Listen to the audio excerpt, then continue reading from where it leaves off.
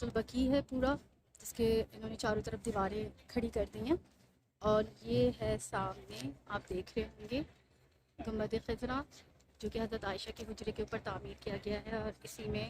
حضور صلی اللہ علیہ وسلم اور ابو بکر حضرت عمر آرام فرما رہے ہیں،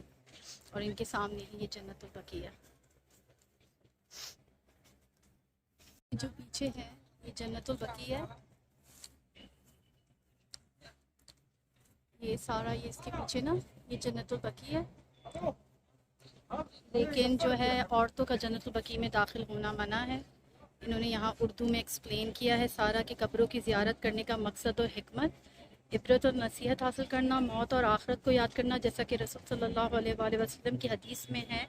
آپ نے فرمایا میں نے تمہیں قبروں کی زیارت سے روکا تھا، اب اس کی زیارت کیا کرو کیونکہ تمہیں آخرت کی یاد دلاتی ہے۔ قبروں کی زیارت میں اللہ تعالیٰ سے اجر و ثواب کی نیت کرنا، میت کے لیے سلام دعا استغفار کر کے اس پر احسان کرنا، مذکورہ مقاصد کے مطابق زیارت کرنا، آپ صلی اللہ علیہ وآلہ وسلم کے بتائے ہوئے طریقے اور سنت پر عمل کرنا ہوگا۔ قبر والوں پر سلام پیش کرنے کا طریقہ، جب کوئی مسلمان قبرستان پہ آئے تو اسے چاہیے کہ قبر والوں کے لیے سلامتی کی وہ دعا کرے جو حدیث میں ہے، اور وہ یہ ہے کہ السلام علیکم دار قوم مؤمنین و اتاکم ما توعدون غدا مؤجلون وَإِنَّا إِن شاء اللہ بكم لاحقون اللہم اغفر لأہل بقیع الغرق۔ تم پر سلامتی ہو اے مومن قبر والو، آئندہ کل کے بارے میں تم لوگوں سے جس بات کا وعدہ کیا گیا تھا وہ آ گیا، اور انشاءاللہ ہم بھی تم سے ملنے والے ہیں، اے اللہ بقیع غرقد والوں کی مغفرت فرما۔ نوٹ: عورتوں کے لیے قبرستان کی زیارت کرنا جائز نہیں، کیونکہ اس کے بارے میں حدیث ہے کہ رسول صلی اللہ علیہ وسلم نے قبروں کی زیارت کرنے والی عورتوں پر لعنت فرمائی ہے۔ قبرستان کی شرکیہ زیارت مطلب قبرستان کی غیر شرعی زیارت،